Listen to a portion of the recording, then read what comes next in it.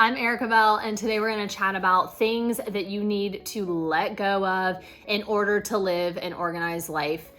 And I'm going to pretty much guess they're probably not what you think they're going to be. As many of you know, I am a professional organizer, and these are things that have continued to come up. These are just different things that I've seen with my clients or kind of prospective clients. So let's get to it. The first thing is shoulds and should nots. So again, if you thought this was gonna be like, get rid of all your organizing containers, it's not that.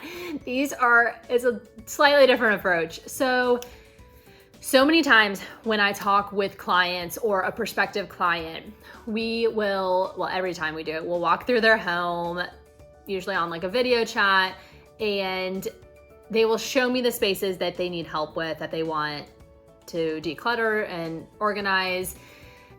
And so often I hear, well, I shouldn't have let it get like this. I should have been able to clean it. I should have been able to maintain this space. Or, I shouldn't have let all this stuff pile up. We need to let that go. Let the shoulds and should nots go. And I'm gonna just say that as a blanket statement in life. If you're a mother like I am, we say these kinds of things all the time. Oh, I shouldn't have talked to my kid like that. Or, oh, I should have taught him to read earlier. All these things. And it's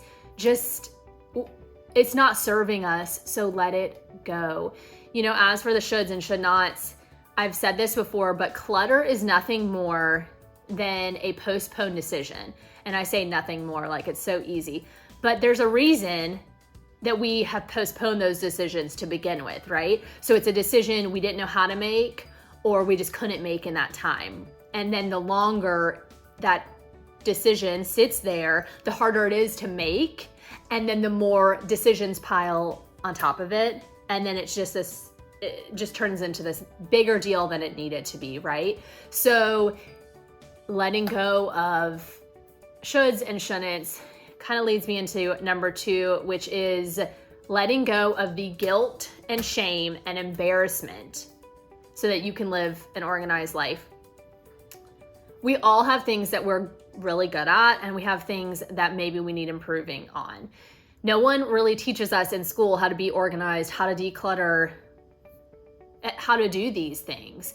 And some of us are just kind of naturals at it, and for some of us we're not. And then if you add a partner to that mix, you add a family to that, it just adds to that. And a lot of us just don't know kind of what to do or where to go. So letting go of the feeling like that you're embarrassed by the way your space looks.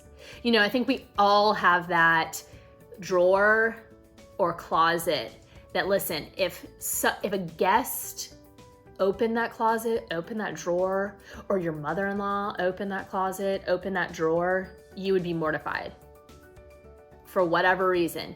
Maybe you think that people will think you're a slob or you're lazy, or, we all have these reasons why we feel shame, guilt, embarrassment, whatever it is, deep-seated stuff, I'm sure, but we all have that, but we need to let it go, right? Let it go.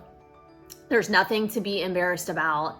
There's nothing to feel shame about. We all go through phases of our life. I have a client who had her wife passed away, and things around the house just got to be too much for her.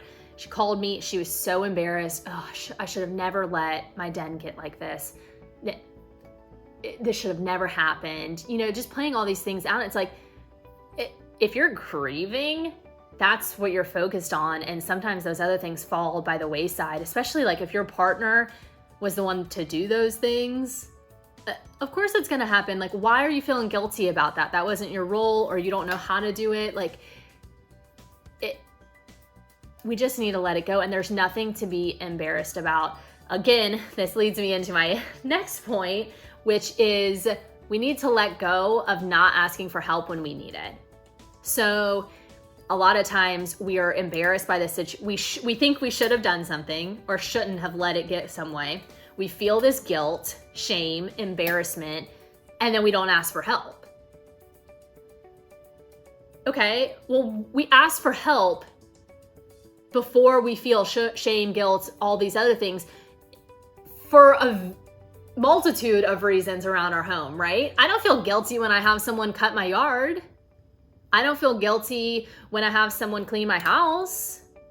Or I don't feel weird about asking and paying someone to do that. So maybe actually getting the help we need, that should be standard. That should be standard. But for whatever reason, with our things and our clutter and our less than tidy homes, we have this feeling of not wanting to accept help, not wanting to get help when we desperately need it, thinking that we can maintain it all ourselves. Why?